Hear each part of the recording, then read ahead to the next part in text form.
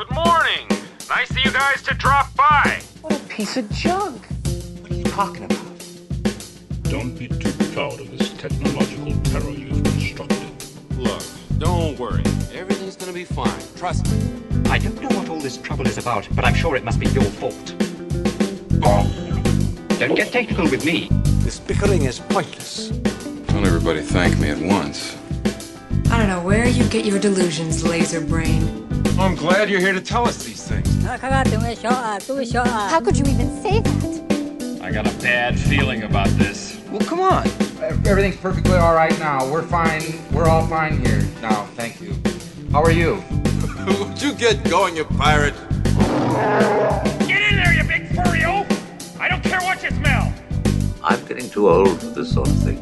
If what you've told me is true, you will have gained my trust. I like the sound of that. Get a shuttle ready. I don't know. Fly casual. Shuttle Tydirium, what is your cargo and destination? Transmission commencing.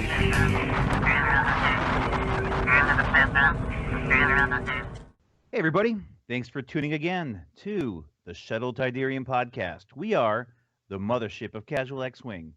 I am your captain, Jim Chadwick, sometimes known as Hey Chadwick on the forums. I do have our intrepid co-pilot, Phil Mead.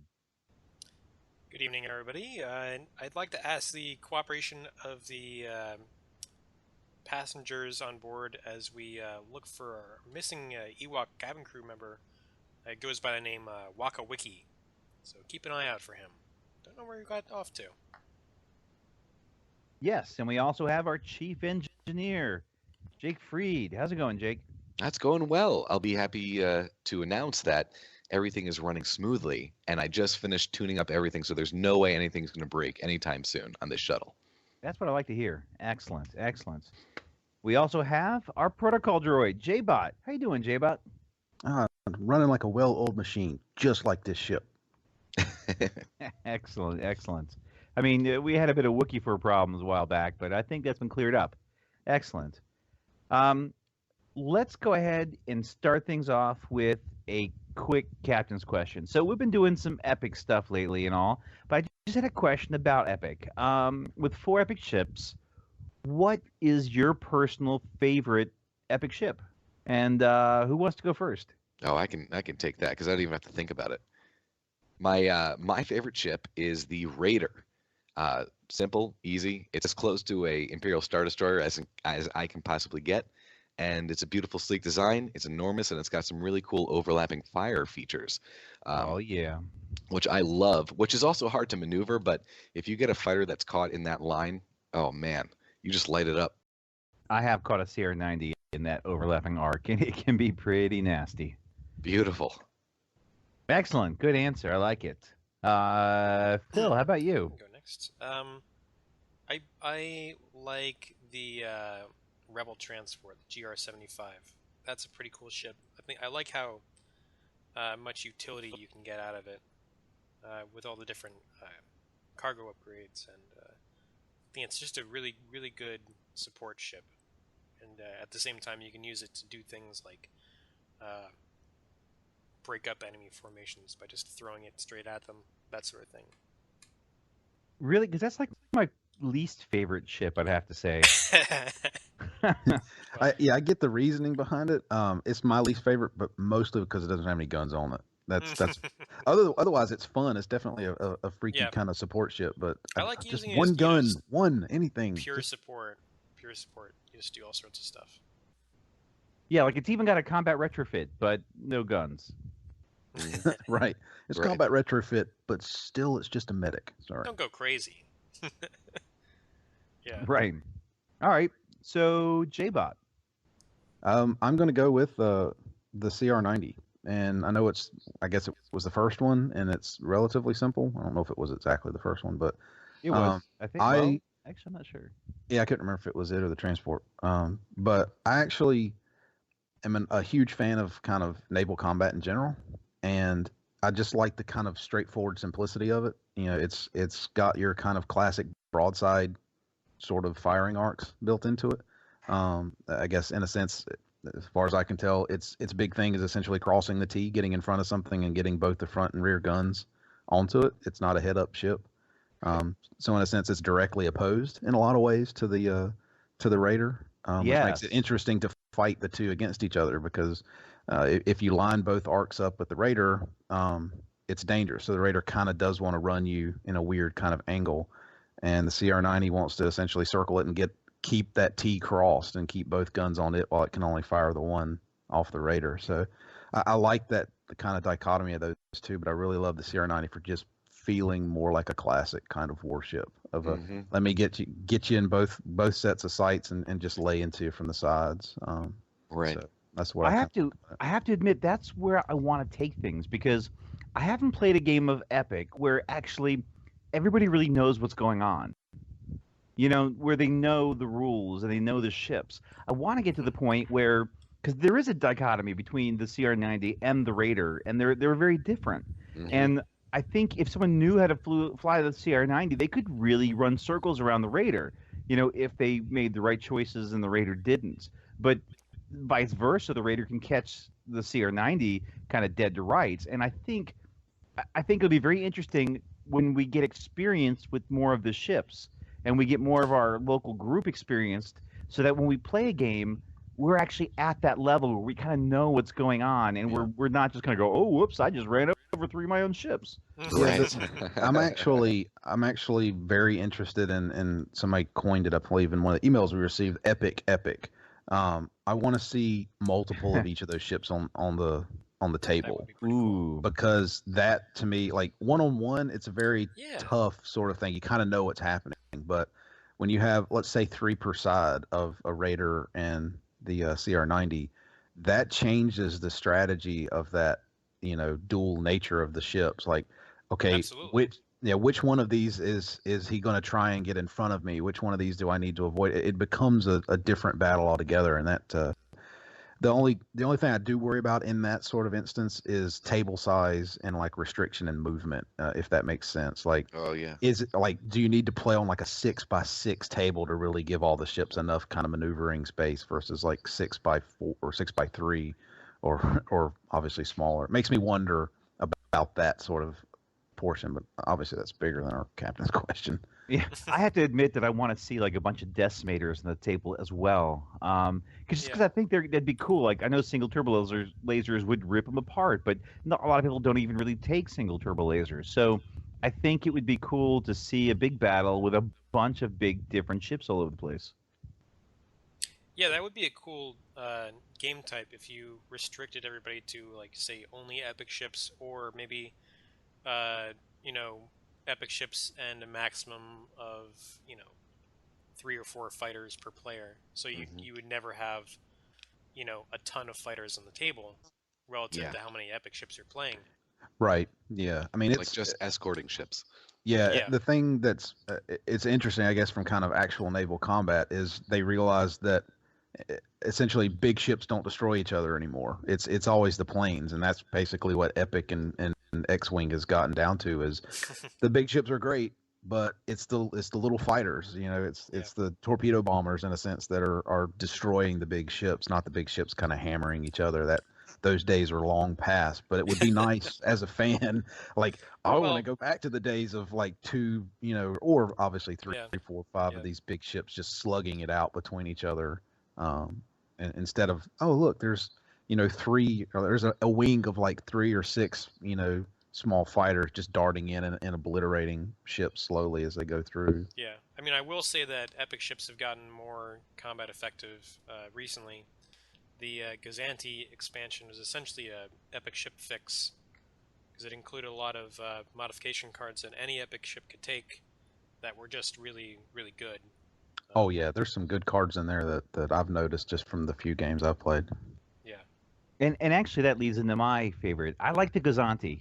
I like it because a lot of the Imperial ships don't have jump drives, and you're kind of left with like garrisons and stuff. But when you get a Gazanti, you can actually get like a mobile strike force. You can actually start getting to some interesting ideas of what is this task force doing, where are they going, what's going on, you know, are they convoys to, you know, something, or are they a strike force leading an assault on a planet, or there's a lot of different things you can do, and I just kind of like the utility of the Gazanti. It can still fight, it still has like the GR-75, utility abilities, and it can actually deploy particular fighters to kind of go and have a massive impact somewhere. I just overall like the feel. It's also been on Rebels a whole bunch, you know. Yeah, it's a well-rounded epic ship. Yeah. So, just quick question: is there plans for a Scum side ship, epic size ship? I know we've seen kind of discussions and kind of fan side stuff, things like what was it, Jabba's pleasure barge or that sort of thing. Like I could imagine as being large ships. And quite frankly, the kind of lore allows for it with Black Sun and those sorts of kind of organizations. Yeah. Makes sense they'd have some big capital-sized ships. I just wasn't sure if anybody knew if there was plans for one at the moment. No one knows for sure, but everyone's expecting. And there are actually they've on suggested the... it too. Yeah. I mean, yeah, they've sort of insinuated that they are working on a Scum epic ship on a few occasions. Yeah, now that I'm very interested, not knowing anything, I'm very interested just to see what sorts of crazy Scum side like illicits that end up on this, and just the strangeness that you could get on it. Yeah, I don't know what a Scum epic ship would really look like. And I don't think anyone does. I think actually there's a really good chance that they will either pull something very obscure from the fluff, or they might just make up something. Just like the Raider. I bet you they're going to do the And that might be why it's taking so long for us to see it. Right. Same thing happened with the Raider. If you can't wait, there's actually some at least one or two people that have done some Scum GR-75s that have done some different builds. You have to look for them on the FFG forums. I don't really know where the link is, but they are there if you want to look them up. So that is an actual option. Yeah, I'll have to do some research. Someone should be working on a Scum Gazanti. That makes all the sense in the world.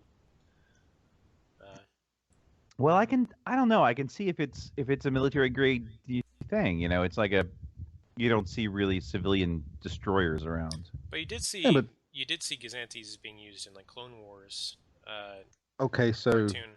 Yeah, that's shitballing here. Yep. What was the giant ship that Han and Chewie were on in Episode 7? Because that was a very, very large smuggling ship. No idea. That was like a bulk freighter. Right. Right, but it was essentially a epic level ship in a lot of ways. I mean, it felt like it in the movie because it sucked in the Falcon like it was nothing. If that makes sense. It was a flying cargo dock. I mean, if you look at the pictures of the ship from various sources, essentially it's a big scaffold with cargo containers attached to it and a drive section. It almost looks like the carrier ship that the Rebels stole in Season 2 in Star Wars Rebels, because they captured awesome. Like an Imperial, carrier, which basically like 2 or 3 hangars linked together with an engine on it. Like that's it. Yeah. Oh, interesting. Yeah, that's an old design actually. That is from one of the first novels, I think, first EU novels. They pulled that design from that. Legends. Yeah, that's a Quasar Fire class ship. Cool. Very cool. Have to wait and see. Anyway. So, yeah, I did want to. Wait, what is that sound? That can't be good. That cannot be good. I thought you said this was working, well oiled. It is supposed to be well oiled. I just fixed everything. I don't know what the heck that is. Jeez, look, can we at least, Phil, can you turn that alarm off? Look, Jake, you gotta go take a look at that. I don't even know if we're gonna make it to Endor. You know what? Emperor, help me. If there is an Ewok body stuck in the turbine again, I'm just gonna lose my nuggets. Oh, again? Oh my God.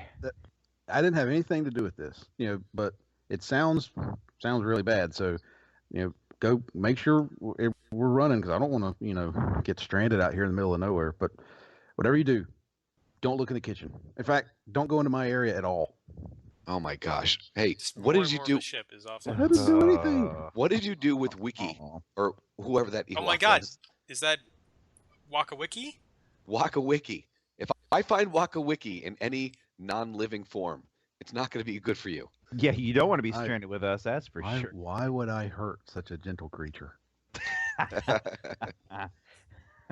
All right, I'll go and try and figure this out. I'll try and stay out of the kitchen. Oh, I hope All right. This is it. Let's see. So I do want to say that I actually got a regular 100-point game in tonight. I've had real life affect me and Iron Hurricane evacuations and all sorts of stuff, and things just for the past couple months be really busy.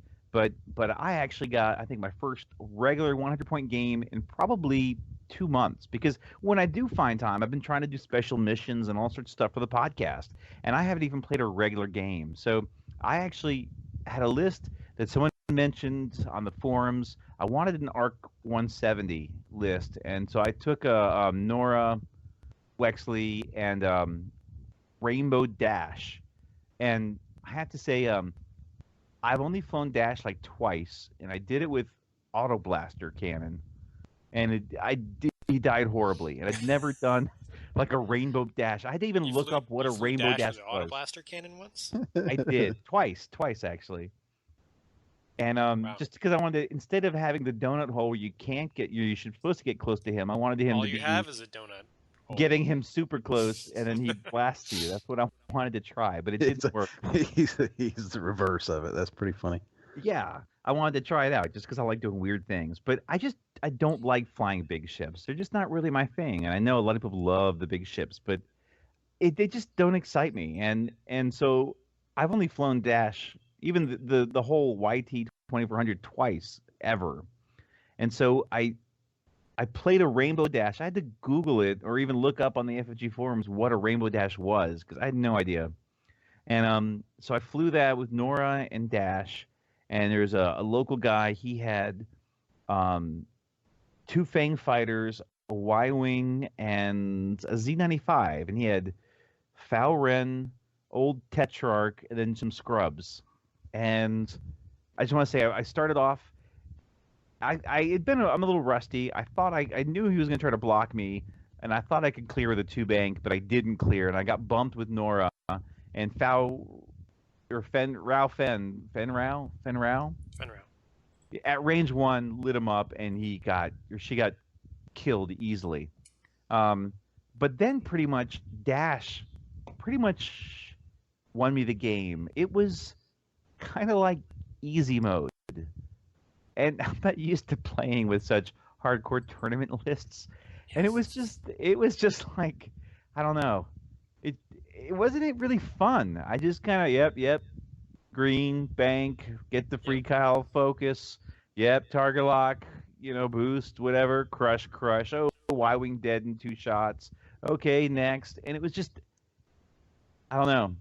It was a little, it felt dirty, and it felt dirty. There's a reason that Dash was so kind of dominant for so long. Yeah. It is a well-built kind of combination of abilities and that sort of thing, and it's incredibly dangerous. And I mentioned it tonight, and I know some people have heard this. The first tournament I ever played in, I faced the classic Dash list 3 times out of the 5 games. Oh god, those were really dark days. Identical list, because it was actually 3 people, 3 friends who all relatives. Okay, they all decided they're going to bring the exact same list, and I guess see who would do better in the thing. So in a way, I cut my teeth on the Dash list and built my quote unquote tournament list of those days with I think I used the B team, the 2 Hawks and Cornhole. With the ion turrets, right, in a way specifically to counter that list, and it is actually, I know it sounds crazy, but it's actually very effective against that list. It's so funny. It sounds stupid. It sounds stupid, but it's actually quite effective, because essentially Dash can run off all he wants to, but he always has to come back in a sense, and it only takes him getting close enough to be hit by the ions once. And once he gets double tapped with ion cannons, he's done. Like, that's it, because you control him from that point forward. And because of the giant donut hole, you can just walk him wherever you want to. But it doesn't mean it's easy. But I'm surprised in a way that list, or at least that piece of the list, is still kind of viable in these dark times of all these crazy combinations that are out there. So. Well, I've been playing things like T65s and Crax fighters and all sorts of just general stuff, and like I've never really done Dash, and it was just kind of like, wow, this is I'll admit easy. It's just I did not run that challenging. list, and I was asked by one of the people there preparing for a tournament, probably 6 months to a year ago, that he wanted to play against that Dash list, the classic Dash list, because he's like, somebody's going to run this in the tournament. I need to practice and get his list prepared for it. And I ran him off the table in like 5 turns. He's like, holy crap! And I said, no. This is the list that I cut my teeth on. I learned to play against it so well that I can run this list. Like it's a tournament level list that I can actually run. And he's like, I never got a shot off. I said, that's the trick. If the person running Dash is able to barrel roll and boost and get all over the damn place with this thing, there's nothing you can do. It's designed to essentially not be hit. Yeah. It just, I don't know. It was just kind of a level of brokenness. I was like, this is not very fun. So it was like, I guess, well, if you're only taking broken things versus broken things, then there's a challenge there. But then it's perfectly fine, really. But it wasn't exciting. If you're playing something broken against something that isn't broken, then I've always maintained that that's not very fun. Yeah, and it was a little disappointing to actually have that as the game, It was like, oh wow, half my list just won me the game. Wow, excitement. He had no chance of winning. What's funnier is it sounds like you wanted something with the arc, and that got obliterated super fast, so you didn't even get to play with the arc like you wanted to. Right. Like Fen Rao was brutal. I mean, he was really brutal and is that the Mandalorian? That little new Mandalorian ship? The Fang Fighter with Fearless that wants to get in range 1. So at range 1, he was rolling 5 dice and, adding a hit. It was ugly. Oh, jeez, yeah. Yeah, it was just like, bam, there, that was your face. But, I mean, so he got in and smashed and smashed the ARC 170, which is what I kind of wanted to try. Like, ooh, I did this new ship, and boom, it didn't really last long, but oh well. All right. And so besides that, I just want to say thank you to Biff. Biff is the guy who at Gen Con had been doing the Dagobah Dave trench run, and he wanted to know the thread that we had discussed it on the FFG forums, and Baba Ganoush, Biff, and I and a few other people jumped in, and we're all discussing the Dagobah Dave trench run so much that Dagobah Dave actually showed up and said he was going to revamp the whole scenario, and he revamped it all with like all these really cool suggestions. And Biff was so thankful he actually sent me a gift. He gave me a turn counter from, I can't recall the name of the company, but it's Yavin, and then the moon of Yavin. It's a countdown timer, and the company is Combat Zone Scenery. And it's actually really cool. It's a whole Death Star attached to Yavin that you move the planet to count down, and then the planet eventually gets in range of the moon of Yavin, and that's like the end of the game. So he actually mailed that to me, and he gave me some files with a couple of missions that I really want to get you to look at, Phil, including one that's a Imperial Star Destroyer. The whole point is to blow up the bridge, and it's kind of this. It's huge. It's a huge portion of a Imperial Star Destroyer, and it's got all these hard points and things, and it looks really, really cool. I really want to try it sometime. Yeah, I'll have to take a look.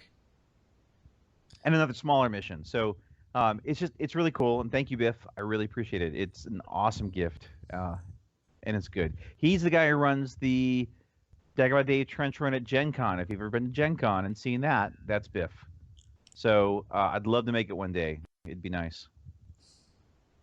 Yeah, that'd be pretty cool. So this last weekend I was at the tournament run by my old local gaming club called Battle for Salvation. That was a lot of fun. I think I placed in the middle of the pack on the tournament. I kind of picked a bad squad for the ships that ended up being there, but that's... Probably don't need to talk about that too much, essentially, especially since it didn't win. Well, what'd you go with? Just curious. Just I ended up going with 4Z95s with feedback array and a heavily loaded out Prince Shizor. So Prince Shizor with veteran instincts, glitter stims, fire control, and auto thrusters, and Virago title, of course. See, one of the lists I want to do is the Shadowcaster with a bunch of Z95s with black market slicer tools. Yeah, I wanted to throw in a couple black market slicer tools. I didn't have the Shadow Hunter yet, so my order is going to come in when Heroes of the Resistance comes out, because I have that all bundled together. Oh, I heard it's shipping. Yeah, it's gonna be coming pretty soon, so very I won't have to wait too much longer. So yeah, that list, the list that I designed was more. It was designed to be an anti-aces list, and when you know it, in this tournament there is practically no aces lists. There was maybe one or two, and the rest was a lot of like bulky scum ships with big arcs, and that were really heavy hitting, and I just didn't really do well against that kind of a list. The final table actually was very interesting. It was a list that was very similar to mine, only the Z95s had missiles, and the ace was Fen Rao with push a limit, I think. And that was facing off against a TIE Swarm with Hal Runner and Crack Shot. And that came out to be a very close battle in the end. And Fen Rao eventually took out two or three out of 4 TIE fighters that he was left on the board with. So that was a very tense game. Yeah, always alley. So, go on. Yeah, were you going to ask something about the tournament? Because I was going to go into a casual game. So, while the top 4 was playing for the tournament, I actually set up a scenario that I designed for that tournament especially. So there was it was a refueling or refitting Corvette, the Corvette was evacuating a rebel base, and it was being attacked by a pair of Gazantes with TIE fighters and TIE bombers loaded on the Gazantes. And the idea cool, was and you had people willing to play and all, because I know, like, I've seen people say lately on the FG forums, like, they wish they could play the epic campaigns that came in the ships, but just even finding one other person that wants to is really difficult. So so we had a few people playing that, and that was pretty cool, because that mission is sort of designed to be able to accommodate a large amount of players, because one player can handle a Gazanti, and then another player can handle the fighters coming off of it, and there's a couple different groups of rebel fighters that people can individually command, so it can support like up to 6 players, really. Very cool. How many did you have? We ended up with 4 for the whole thing, and then one guy dropped in and out. Cool, excellent. So if anyone asks, you'll be able to supply that scenario rules and etc. Yeah. It should go up on Mission Control pretty soon. Very cool, excellent, awesome. And just another bit about competition. In North Carolina, a bunch of the local metropolitan areas kind of had a what do they call it? The Cryat or Crite Cup Championship. Crate. Yeah. And you knew about it? I know how to pronounce crate. Oh, is it some sort of? It's an animal. It's an animal. It's a big like. It's a great dragon lizard. On, oh, okay. Yeah. Tatooine, I think, is where they tend to be. Ah, gotcha. I'm just not uber nerd enough. Okay. God, get your head in the game for crying out loud. Jeez. But they had the Crate Cup, and it was played. You had, I guess, teams from all the different regional areas.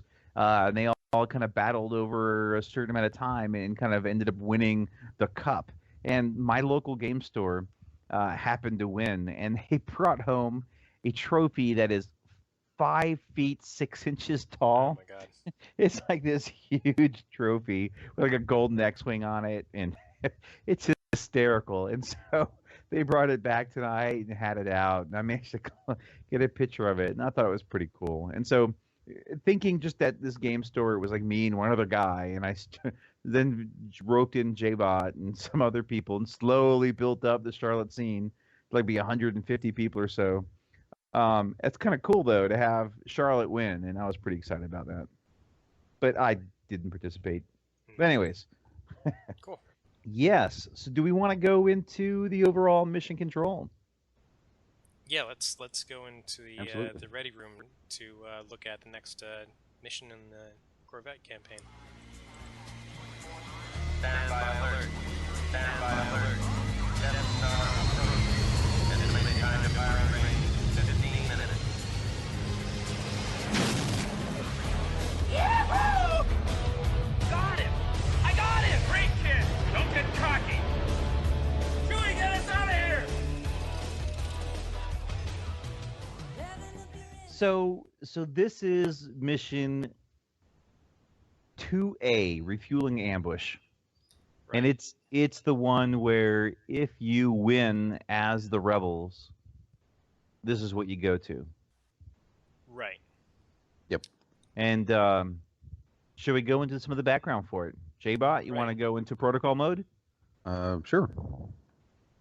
Mission 2A, Refueling Ambush. Battered from its battle with the Imperial Patrol, the CR-90 has escaped with its illicit cargo intact, but its energy reserves are running dangerously low. To make matters worse, their transponder codes and ship profile would surely be on the top of every wanted list in the system by now. Law-abiding refueling stations were not an option anymore, and the captain found himself left with only one option: to ask the rebels for help. His contact had been almost too happy to oblige, sending coordinates for a sympathetic fueling station in the system, and congratulating the captain and his crew for giving the hated Imperials a bloody nose. Now, at the refueling station, the captain paces back and forth between the sensor station and the fuel readout on the CR-90's bridge, eager to jump out of the system before the Imperials returned. When the sensors ping with new contacts, he fears the worst. Sir, multiple Imperial signals. 4 marks. 2-5. Battle stations. Blast it. We need that fuel. But he knows that there are too many fighters for them to handle, and the fuel pod they were attached to would go up like a proton bomb if it took a direct hit. The captain grimaces and opens a channel to the refueling station. We've got company. We're gonna blow your lines early and make a run for hyperspace. But instead of the fueling station's operator, another voice answers him. We see them, CR-90. Make sure you get enough fuel to make it out safe. We'll give you cover. Sir, new group of contacts at Mark 10, but they're not Imperial signals. He immediately recognizes starfighter designs favored by Rebel forces. The Rebel and Imperial ships accelerate to attack speed, and he thumps the sensor officer's chair in triumph. Mark that group friendly, and stand by to blow those lines on my mark. So let's talk about the mission setup here. Yes. The Rebels get the CR-90 with the standard loadout. Wait. Let's just even say the play area is 3x5. Oh yeah, that's pretty weird, huh? Yeah, you take 2 play mats and then mark off range 3 on one of the areas. Yeah. Yeah, it's such a strange setup. They didn't just double it, which is odd. Right. Yeah, so the Rebels get the CR-90, the standard CR-90. They get 75 squad points, and the Rebels can't field any unique ship or upgrade cards. Because reasons. Because these are scrubs. This is like the scrub of the rebellion. It's not. This is not like the main action. This is the CR-90 that wasn't Rebel before, that's kind of coming over, and they're sending out some rebels, just some guys. Hey, who's left in the hangar? You guys, go. I wonder why they actually put that, why they made that restriction. Like, there must be, I don't know, I'm not sure it's a good, like, thematic reason for that. Is there some sort of The only thing I could think of was they don't want you using bigs. I don't think Biggs works with epic ships, though. I didn't does. know. Yeah, he I does. figured it was anything that was in range 1, right? Yeah, anything. And You that can take him to other missions, though. Yeah. And I think if you get 75 points, that's going to be just like, what, 2 epic guys? Or, you know, I could just see, like, the epic guys outshining. Still, Yeah, okay, I mean, what I would say, I don't actually mind the restriction on uniques, but I also think that it wouldn't have been bad to give to the Imperials either. Does that make sense? yeah, I think if it should be, it's weird to have it only for one But side there like was that. a name. I think you are right pilot about the first Biggs. Biggs doesn't work for huge ships in tournament epic play, but there's no indication that he wouldn't work in one of these missions. So Yeah, but they put a named pilot on the Imperial side in the first mission, right? It was yeah, Howlrunner. Howlrunner, yeah. So I can almost see them putting that one again as one of the 3, or instead of maybe one of the 3 ties. Well, if you did not have Howlrunner killed in the first mission, you could use Howlrunner again in this mission. So the Imperials, just to kind of go over what the Imperials get, they get 3 Black Squadron TIE Fighter pilots that are left over from the fight, and basically they start off with 1 point of damage, 1 face down damage card. Even though J-Bot tried to convince me it was face up damage card. What? You let me read the rules. That was your first mistake. Right. So you start with those 3, and then you get Suntir Fel with Push the Limit. So this is old school Suntir before, like, what is it? Not Imperial. It's like Suntir Fel Imperial 1.0 here. Right, Imperial Aces. So you don't get the, no 2 modifications, no stealth device, none of that. It's no auto thrusters as before auto thrusters. It's just Suntir Fel with Push the Limit, which is still pretty mean. It's still, it's not bad. Yeah, it's still a dangerous ship. It's just not utterly broken. Right. And then beyond that, you get 75 points of anything else that you want to buy, and you can get uniques. Right. So that's what the Imperials can take. The Rebel player has to put the CR90 in range 2 of the Rebel edge. So that's one of the long edges. And it has to be parallel with the Rebel edge, and sort of in the middle relative to the 2 short edges. And then he puts there's a big cargo container that you put on the board, and he puts that flush with the CR90's base. And that's going to be the fuel container for the mission. So I want to talk about that fuel container. So I have been saving all of my tokens for everything throughout because I like missions and crazy stuff, and I had it in a big Ziploc bag. I think it was a big holiday Ziploc bag with snowflake design on it, and I had all my crazy tokens and stuff in it, and I go looking for it, and I can't find it. Yeah. So my bag with all my crazy tokens from all the things, and basically I can't find it. And I've only played at the game store, or I think 1 game at my house, and it's possible I left it at my house, though my wife surely would tell me to clean it up and have, demanded I do something with it if it was somewhere pretty visible. So my only concern is I left it at a game store and it got lost or something along those lines. And it's got all my unusual and unique tokens. And so here we are playing, and I'm finally actually going to use the dang token for the first time, and I don't have it. And of course, I ask everybody around me, oh yeah, I don't keep my tokens. I just stuff them at home in a box. So we had to just kind of we had to make up, we used a pilot card that we flipped upside down and just use that instead. Yeah, it's not so bad. I'm still very frustrated. They sense that. Yes. Straining bolt. Yeah. Yeah, re-engage that restraining bolt. Okay, so I guess the general goal here is for the rebels to get the CR-90 off the edge, the short edge of the Imperial deployment zone, and the Imperials again just have to cripple one section, much like the first mission. So my initial impressions of this, which we can go into the end result of the whole thing, but my initial impressions of this were, this is impossible. We're like, it is really rough. Yeah. The Imperials have just every advantage in this, and that doesn't even go into the whole deal with energy, which I'll let you guys explain. Don't go to the end yet. Let's tell the story of it all. Yeah. So the Rebel Corvette is fueling up during this mission, right? That's the idea. So it starts the game with 4 tracking tokens on the aft ship card.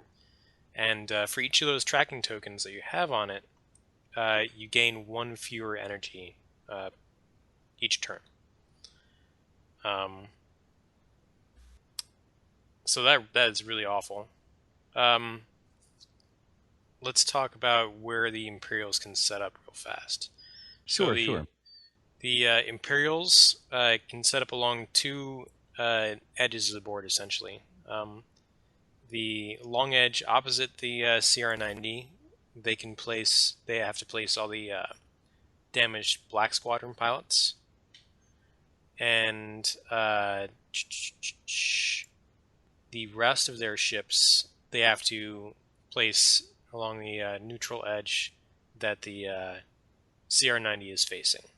Right, the escape edge, basically the short edge that the CR-90 is going to escape to, and although the Black Squadron, it's not actually the edge it escapes off of. It has to escape off the long edge. That it's not. No, the short edge. So the long edge has the 3 remaining Black Squadron TIE fighters. So the long edge opposite the CR-90 is where the 3 Black Squadron TIE fighters are deployed, and they have to be within more than range 1 of each other. That's right. And then but that edge is marked the Imperial edge, and the Rebel victory requires the CR-90 to flee off the Imperial edge. Well, there's actually the short edge and the long edge is marked. Right. The short edge is marked Imperial setup area. The long edge is marked Imperial edge. Oh yeah, I see that now on the map. Yeah, this is an important distinction. We did that slightly wrong. I missed this too in a couple of my games. Yeah. Well, so crap, you did it wrong as well. You can't just like book it straight for that neutral edge.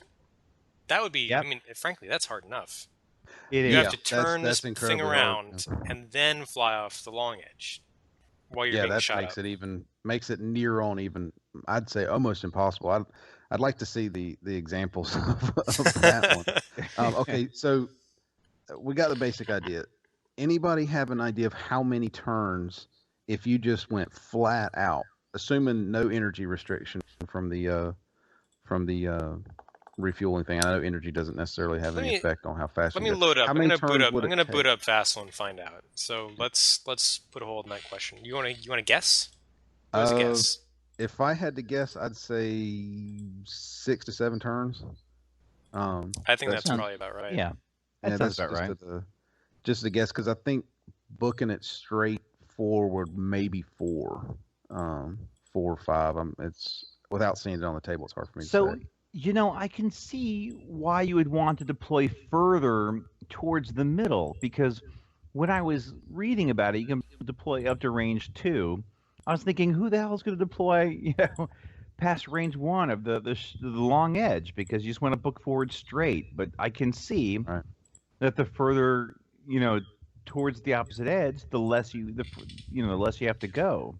So actually, I can see the dichotomy between your long-range main guns and maybe some sort of energy you might get, in trying to hit the ships that are approaching at longer range, or even just wanting to take it longer for the enemy to get closer to you, so you can refuel quicker, versus how many turns it takes to get across the table. So yeah, but you're still restricted to set the CR-90 up in the center of that long edge. Like you couldn't, for example, place it all the way down in a sense, there's this giant chunk of the board that doesn't even get used, which is to me is a little odd. But remember, you have to keep the really CR90 equidistant between the neutral edges, so that's Right. pretty well defined.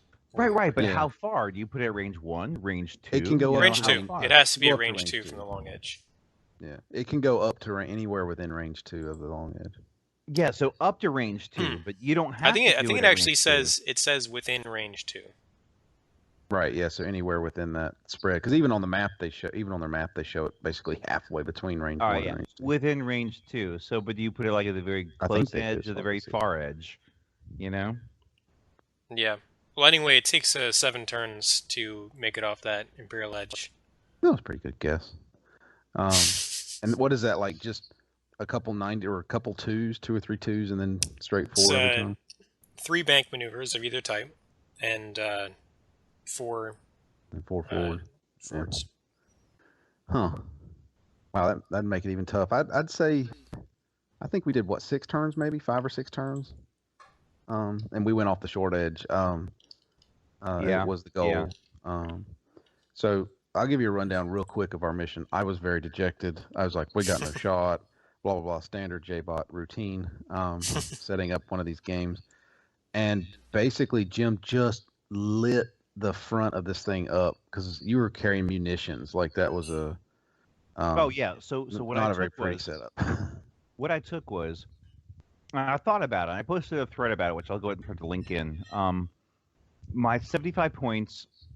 I wanted to go with 3 TIE Advanced Prototype V1s with missiles, but I only had 2 of them. So I went with Gamma Squadron Veteran with Plasma Torpedo and Deadeye, because you know how hard it is to catch a epic ship actually at range 2 to 3, and I wanted Deadeye, and then 2 Baron of the Empires with concussion missiles. And everybody had guidance chips and extra munitions on the TIE bomber.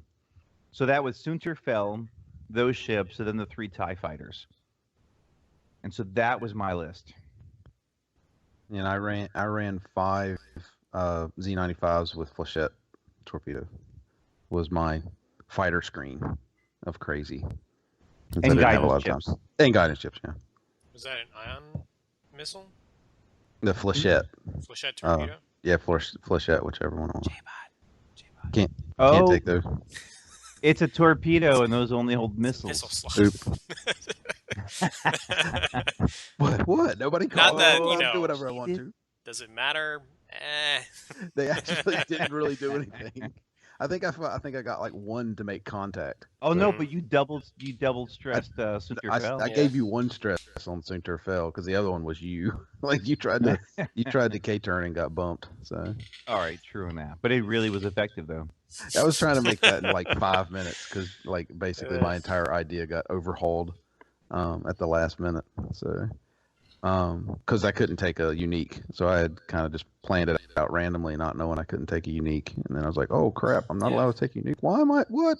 This makes no sense." So, well, my unique list got thrown out the window pretty quick. I am proud of his list because the list I came up with, if I was going to play Rebels, because I wasn't sure what he wanted to do, was going to be basically 3 Z95s with homing missiles and a TLT Y-wing. Yeah. So he did an Ordnance Alpha Strike, which I was very proud of. I was like, yeah, go for you. But it didn't do, like I said, it didn't do anything because that jump of basically where I set them up might have been the worst thing. But that jump of ranges didn't help because basically you got in my face too fast for me to even use the thing until you flew past me, and I'm like, oh, yeah. All right, I can. You had initiative. Turn around. Right. You had initiative, and you were PS4, and all my guys were PS4 or higher, and so I was moving after you, so I felt comfortable with the target lock ability. You know, you couldn't grab me and then light me up, so I felt pretty happy about that. Right. Yeah, which is basically how it turned out. It was I couldn't really get them until you'd already flown past me, and at that point, that was basically, I hate to say it, but that was the ingeniousness of JBot. At least I'm going to take credit for it. No, it was so. I like to think I'm a crazy pilot that made this up. I light up his front, strip all the shields, and I'm hitting into his hull. Yeah, and I strip all the shields off the rear, and then he's clustered me up, and so my bomber can't even get a shot off because I keep bumping, and I can't even do a focus or a target lock or anything, and so it's pretty bad. So I K-turn everything just as my 2 remaining black squadrons come in, because at first my green dice were just utterly horrible. Like, oh, range 3, 4 dice with a focus. Oh, look, nothing. And wow, you hit a crit, a direct hit. Wow, there goes a TIE fighter. I killed 1 ship. He's over dramatized. I killed 1 TIE fighter on its way in. My green dice were pretty horrid. You did damage another one pretty bad. They left it with 1 hull. So then my guys K-turn, all swarm in. He sucked up fuel for 2 turns and fled. Yeah, just enough to knock off the like with essentially losing 4 every turn. There's nothing you can do to ever get energy. It's even with the card on the rear section that gives you an additional energy for going straight wouldn't get you past that losing 4. So let me with say that goal of like, okay, I got just enough energy to fire the guns to load the guns on the back and fire them. Right. And I will say that when I've done research and I ask people, there are 2 main strategies to the rebels. Basically, wait and try to stave off the Imperials for as long as you can to refuel as much as possible, and then go, or say, forget it, and from the first turn, just say, I'm not going to have any energy, and I'm getting the heck out of here. I think there's one more option that, I don't know, is probably just as bad. It's to try and just stick it out and fight. Don't try to escape. Stay attached to the cargo pod as long as you can, and then just plot, short maneuvers, slow maneuvers that gain you energy. And try to stick it out and fight. I mean, you're gonna die, but because all you need to do to lose this mission is have 1 section crippled. Right. Yeah, that's not that hard. It's not hard at all if even with that reinforced token, if you focus fire. I mean, with his ties, he got 2 ties of the Black Squadron in, because I did kill 1 on the way in, and he got everything else within gun range. So the back was out of shields and was down to 4 hull. Yeah. And basically the first time they passed, and then the front was out of shields and down 1 hull with a crit. On the front was a meaningless crit. I lost one of my single turbo lasers. Whoop-de-doo. Right. But I don't think it survives another turn. I mean, honestly, with that kind of fire, I don't know that it survives a 3rd and a 4th and a 5th turn with that. That's a lot of concentrated fire, unless you can pick off with your fighter screen, unless you do the right thing and pick off a chunk of it coming in. I was pretty confident. Let me just say that. And I was pretty dejected. I was in classic J-Bot sulking mode until I hit upon the most devious and dare I say it, ingenious plan. I shot the fuel tank. He K-turned everything, or almost everything, right around it. I said, you know what? F it, and just nuked that thing with the quad lasers on the back, which I had just filled up, and one of my You had to use it to ban a gas for it too. Yeah, I had to use it. I basically just went all in, like, I'm going to destroy that fuel tank this turn. And the fun part of this was it shouldn't have done what it did, but Jim, the Imperial player, rolled the dice. You read the rules, and I was like, okay, J-Pot, roll, and he's like, no, let's read it. Like, okay, what's it say?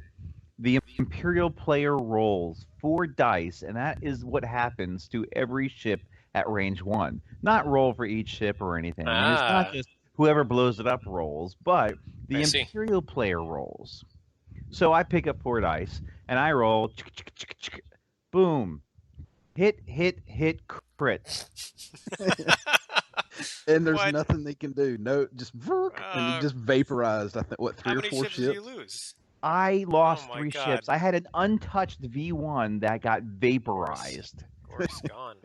And my 2 Black Squadron ships vaporized. It left me with Sunterfell, a TIE bomber with 2 hull left.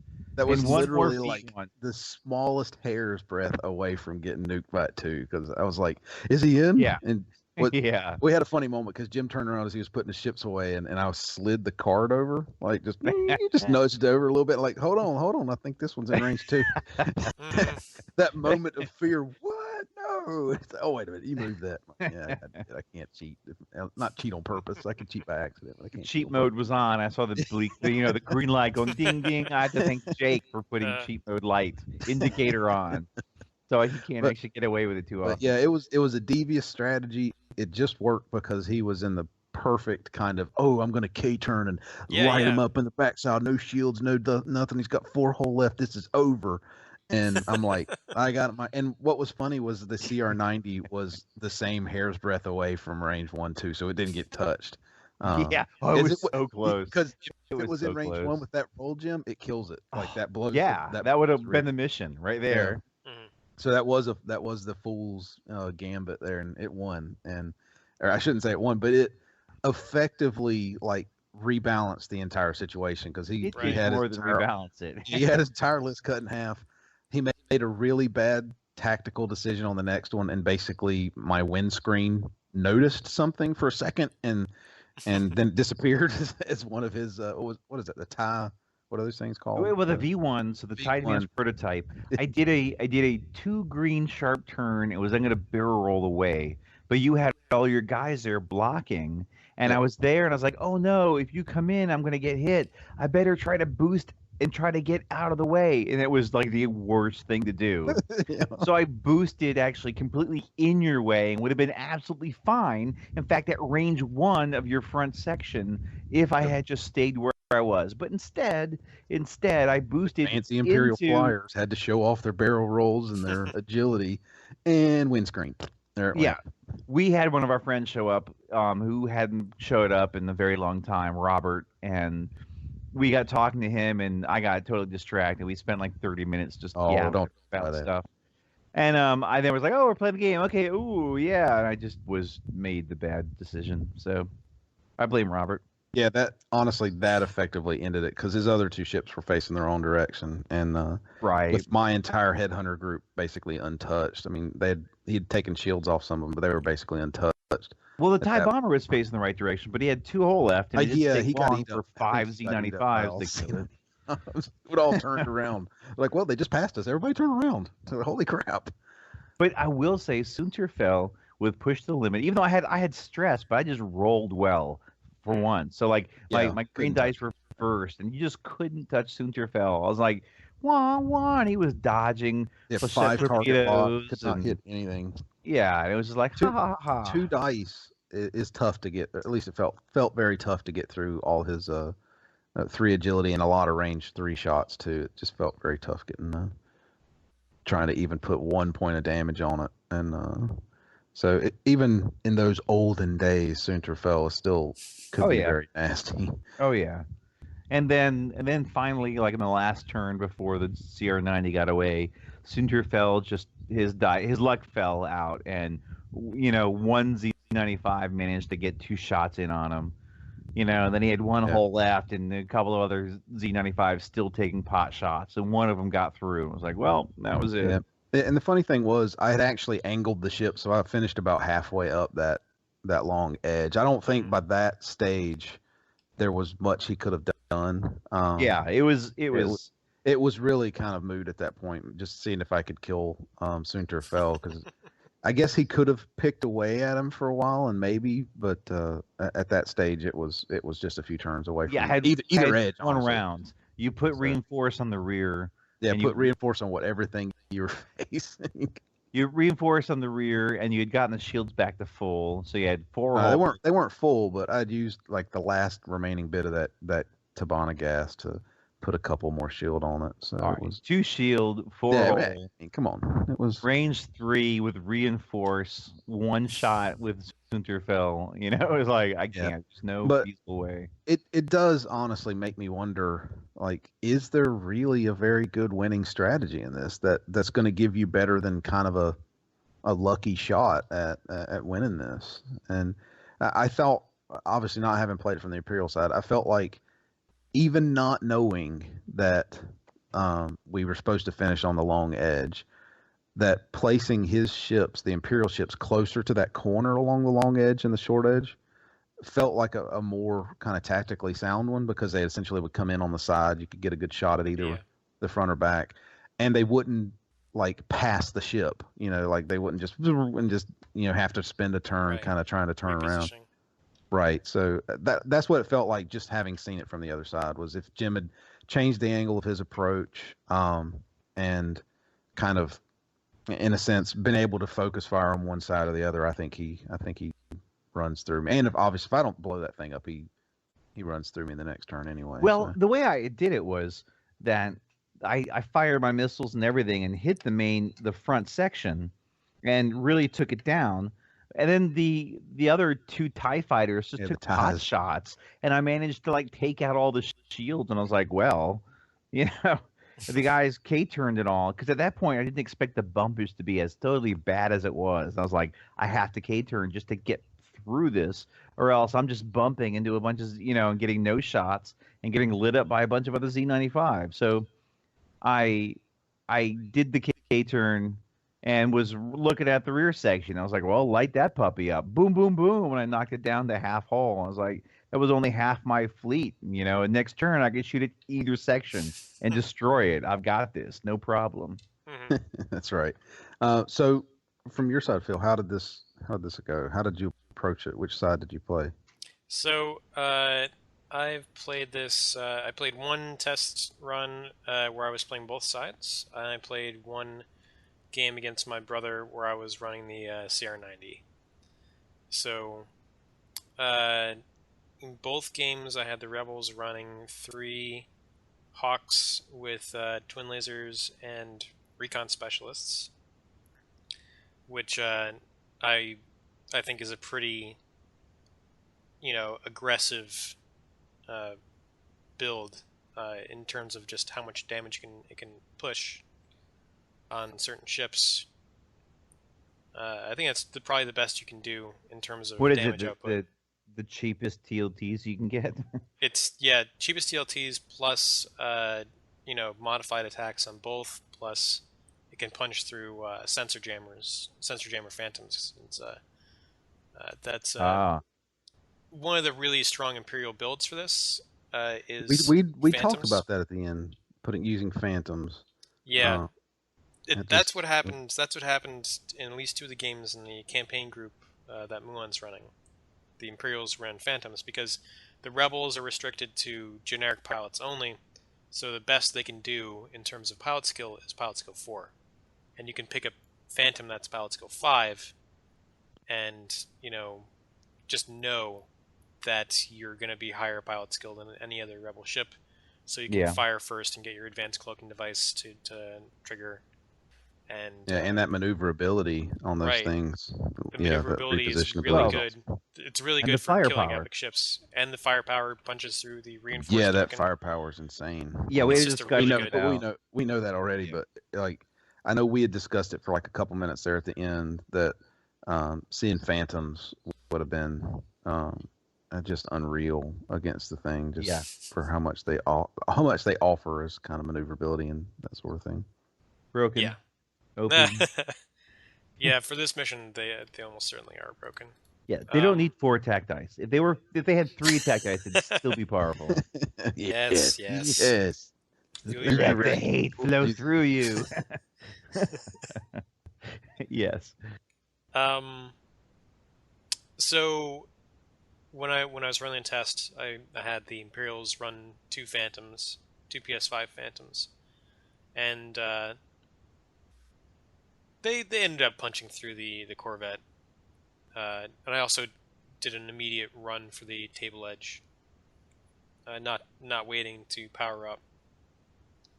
But the Phantoms really just punched through, and the Hawks weren't able to. They were able to kill one of the Phantoms, but the other one was able to break through. Yeah, and finish off the Corvette. And then when I was playing with my brother, he took 3 TIE interceptors with auto thrusters and 2 had crack shot and 1 had push the limit. I think they were Saber Squadron interceptors. Yep. So they're pilot skill 5, I believe. 4 or 5. I think Yeah. 4. It must be 5. Bibbidi-bobbidi-boo. Pull up web browser. No, their pilots go 4. Yeah, that's right. Their pilots go 4. Ha. Anyway, he bought 3 of those and packaged them together with Sinterfell, and I was able to kill a few ships, and I was able to kill a lot of the TIE fighters with the twin laser turrets, but the twin laser turrets had a hard time punching through auto thrusters, and I wasn't able to kill enough TIE interceptors, and they eventually they got some good angles on the CR-90 too, and they were able to push through more than enough damage to take me out well ahead of me getting close to the escape edge. So, pretty convincing win there. He did not do me the kindness of K-turning directly next to the fuel tank. Yeah. Well, it's just, sometimes it just takes luck. Yeah, it was a little ugly.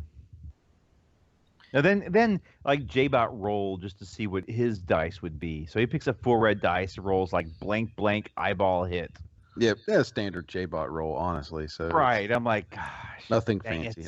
I'm having to fight through that. Funny aside, somebody mentioned that there's, I guess, on Vassal, they keep kind of a weird balance or score or something. Variance. So there was enough Variance. complaints on Vassal about the dice luck that you can see your variance score to see how bad it is. With the variance score of like 3 being horrible. Yeah, I'd be curious to see mine some days. That just it's horrible. You can record your Vassal dice rolls and submit them to a website called Lady Luck, and I think Sozin might run it. I'm not sure who. One of the X-Men guys runs it, and you can essentially see how good your luck was, see what your expected results were for how many dice you rolled, how many actual hits or evades you rolled, and essentially see how good your luck was. I'd be scared to see that, because if it turns out that I'm rolling like average, I'm going to be devastated. On the other hand, if it turns out that I'm rolling like absolutely horrible, I'd be like, yeah, see, I'm a really good player. It's these damn dice. Well, I was listening to the Kessel Run, and they were talking about the Vassal League, and one of the guys on there was talking about how the first game he said he was outflown by his opponent, but his dice rolls were pretty bad, and his variance was a 7, which if 3 is considered really very bad. 3 is very bad. He had a 7, and then in the next game he said he wasn't outflown, but he had a variance of 6, which pretty much just tanked him. And so he was talking about how he was 0-3, or 3 losses, 0 wins in the tournament league. I mean, so ultimately, we were talking about variance. dice can destroy pretty much any strategy, or even the big builds. It can do it, but I get the feeling, not being an expert, that the bigger meta lists do as much as they can to kind of mitigate the bad luck, with, I guess, the re-rolls and adjustments to dice that don't require luck. So that might be part of my problem, is I don't use all those fancy tools. And occasionally I load ships with ordnance they're not allowed to have. Yeah. But I have to admit that you forgot about guidance chip for half of them. I don't think I used it but one time. I was like, and I just don't own the card, so I don't know. I rolled really well for Sinterfell and was just kind of like, wah, wah, wah, and just dodged them all. I don't think I took any damage. I took the extra stress, which actually did hurt me. Yeah, he took the stress, I think, from one of them. And it did hurt me enough that it probably Sinterfell died when he didn't have to. But yeah. Still. Yeah, I feel like, I guess kind of overall on this, that the CR-90 is just at such a disadvantage in this mission. It has a touch of the, I like using this now since it makes sense, the suicide kind of idea for the Imperials, which is just run everything they can hard at the ship and not worry so much about their losses coming through the whatever fighter screen the rebels put up. Yeah. And that worries me. I know I had half of mine to use like ion stuff to try and slow down one side or the other, if that makes sense. But it didn't feel effective. It felt like no matter what he did, they're gonna have more ships than I can field, like ion wielding ships in Plus, return. you're sort of headed into them, you know. Right. Yeah. And that's where I was like, well, the best I could do is in a sense play I'm going to do my best to ionize you in the worst possible position, so my ship either flies by you or over you. And I was like, I don't think that's going to work. So, especially if your opponent has a vague idea of what you're doing. But the ordnance thing was the only other. I was like, well, the only other thing that makes sense to me is ordnance. Is just lay out as much. Just let me lock on and fire as I can, and hopefully take ships out. But really, I didn't kill any ships other than the one tie at the beginning of the game. You lost almost every other ship, sort of the bomber. I put everything I could in the bomber. Yeah. Because it was the easiest to hit in a sense, and felt like the most dangerous because of the ordnance. It might not have been officially, but it felt like it, I guess, to me. It actually wasn't. Yeah, I felt like that ship was the only one that I killed actually that made a difference. But you'd laid it up so interesting that you never actually got a shot with it. You got regular shots. Yeah, it bumped. It bumped too you never much. got to focus or target lock or whatever. But that's what your point was with the Z95 was to go jam me up, you know. Yes, that was very much the point, was just to get in your way and avoid as much as I could of all the fancy shenanigans that those things get up to. Try and block target locks and things. Knowing you had munitions was just do what I can to make it so you can't get target locks on whatever half. So my list was basically the TLTY wing and 3 homing missile Z95s, and the idea for me was send the TLTs against the wounded Black Squadron, and hopefully take out one a turn, and maybe have some of the other main guns for the CR90. And then have the Z95s go up and just try to take out whatever non-Sunterfell ships, were there. Or maybe if Sunterfell did get in front with like an evade and a focus, I'm like, well, screw that. Or see what else was there. And basically the homing missiles would just kind of, 3 of them could cripple enough of the incoming ships that I could get away. And so that would have been my goal had I played Rebels. So just for giggles, with that, because I didn't know what the about the uniques or non-uniques for the Rebels, the first list I threw together when Jim just said 75 points was and I'm not going to remember the name. I'm just getting tired. But the Hawk that lets me make one ship of 12. I think it's the pilot skill 4 one or Rourke maybe. Yeah. I was going to fly it basically as just an escort for the CR90, hopefully boosting its ability to 12 so it can fire out and kill ships before they got to return fire. Yeah. With its main gun, knowing I was really realistically not going to get very much shots with everything else. But if I did, I'd be able to at least line them up with a large amount of firing first sort of deal. And then Biggs. I had Biggs on the list and something else. I forgot what the other ship was, but it had Biggs on the list. I was like, why wouldn't I take Biggs in this? Make them shoot at it for a little while. And then I was like, oh, wait a minute, I'm not allowed to have uniques. There goes all of my dastardly strategy here. And the only other one I could think of was maybe I think it's the pilot skill 8 Hawk that lets me take a stress to make a ship or give a ship an extra attack die. Oh yeah. To boost like the primary on the CR90 to 5. But honestly, the primary didn't get to shoot that much. He got close so fast. I think I got one shot off with the primary. And then you were on top of it so fast that knowing that now, I wouldn't have bothered with that kind of list. It wouldn't have really helped too much. Yeah. I did try.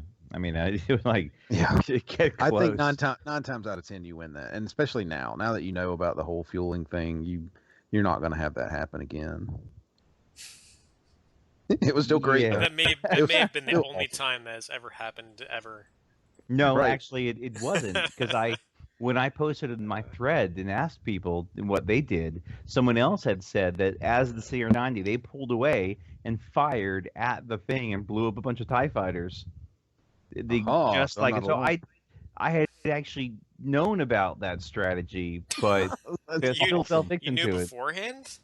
Yep. Oh my god. Outsmarted, and he already knew. I guess I I told didn't him think one specifically that turn I is didn't want to do Z95 because it's got 2 evade dice and 3 hull, and Yeah, because that's not very much.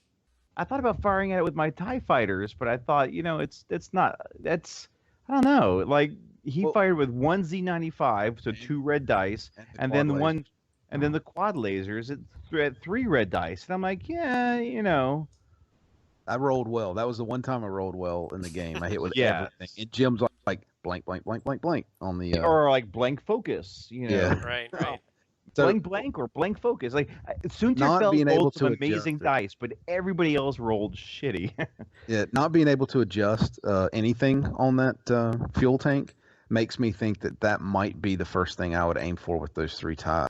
Is if assuming the thing's still locked in, I'm going to bring the 3 ties in and try and nuke that because I can choose one half or the other to put that damage to.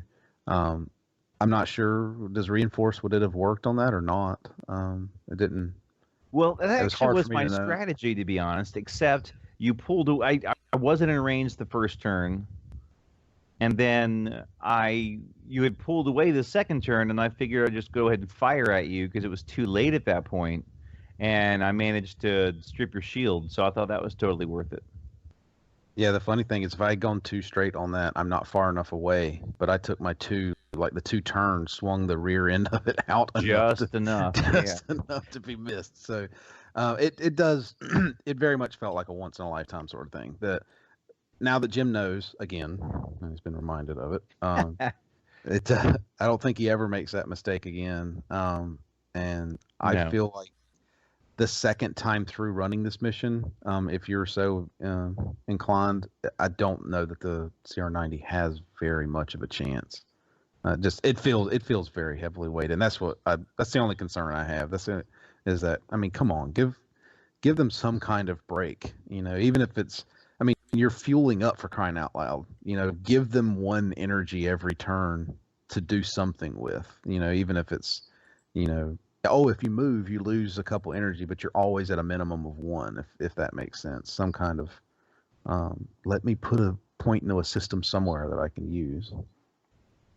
Yeah, it was a fun game, though. I felt, I'm easily going to crush this, to, oh my gosh, what am I going to do? To, yeah, there's no point. It was definitely comical, and the bystander enjoyed it very much. Yeah. Yeah, I think that it's a little confusing about their balance ideas when they made this mission. It just seems so obviously such a bad deal for the Corvette, So without going into details, does a win in this for the Corvette change the next mission dramatically? Like, is it another? It does. It does change the. So yeah.